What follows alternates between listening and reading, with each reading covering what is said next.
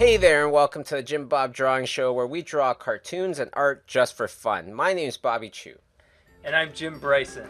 All right, hey Jim, let's see what the topic is for today.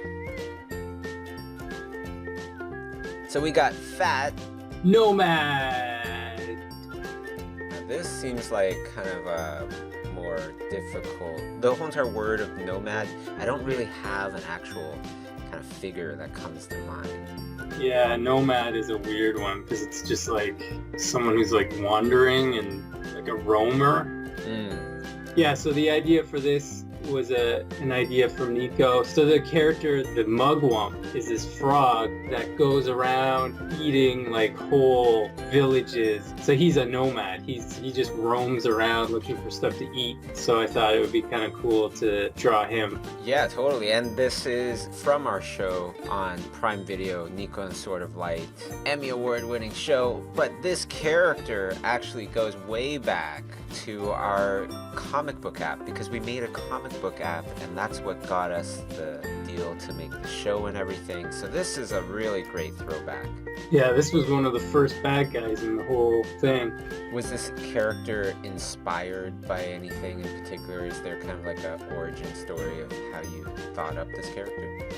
One of the scenes in the app, he goes into the forest, and we were just trying to think of like, what's the craziest thing you could come across in the forest? And so I thought like a big giant toad with many eyes, and all it wants to do is eat you. It's the last thing you'd want to encounter. You know, that is really scary. When a toad is nice and small compared to you, it could even be kind of cute. But when it's huge, a lot of these things could be very scary. There was like this movie called Downsizing, Matt Damon.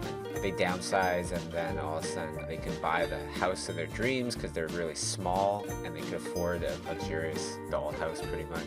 It sounded really cool. It sounded like, you know, the solution to so many of the scarcity problems that we have nowadays. But then you think about all the things that would be your size or bigger than you, and that gets really scary, right? Yeah. Like a giant frog, a giant toad, a giant bird. Bugs would become huge, like mammals. Imagine mosquitoes that are the size of a dog compared to you. And then instead of stinging you, they would basically have like swords on them. They would stab you. They would stab you. On the brighter side of things, this was a really cool drawing, and I'm going to take it into Photoshop now. And with the large character, I thought it was appropriate to first mask him off. So I get the different kind of selections that I can easily select and then paint very quickly after that.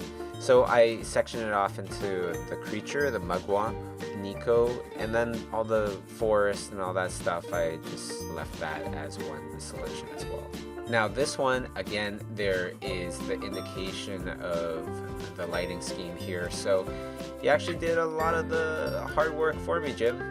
I knew where the lighting was supposed to be, and I just kind of followed along. Cool. Yeah, that's the cool thing about the Nico ones. It's like his sword is always the light source. It's very easy to sort of imagine what it would look like. Yes. In cases like this, it's very easy.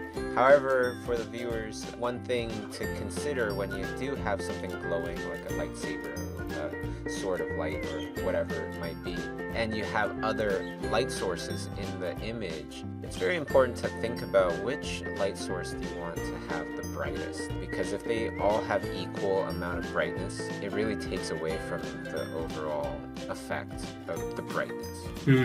Same thing with highlights. If you ever notice, you might see a painting where there's a lot of really good stuff happening there, and there's a lot of material indication, what's metal, what's shiny, but it doesn't look good. And a lot of times that's because there's just highlights everywhere where it's the same intensity as well, you know, or like rim light for that matter. This looks amazing though. I love the reflection in the eyes there, the sword. That's a really nice touch. Hey, thanks for noticing. This was quite enjoyable for me too. It was very easy. The lighting scheme was set up, and it was just all about having fun. So if you like to have fun, you the viewer, and you like to paint and draw, follow us on Instagram. That way you'll get the prompts every week and draw along with us. And then don't forget to subscribe to our channel, and then press the That way you will get instant notification the next time we put out a new video. And that'll be next week. So thanks for watching, and see you guys next week. Yeah.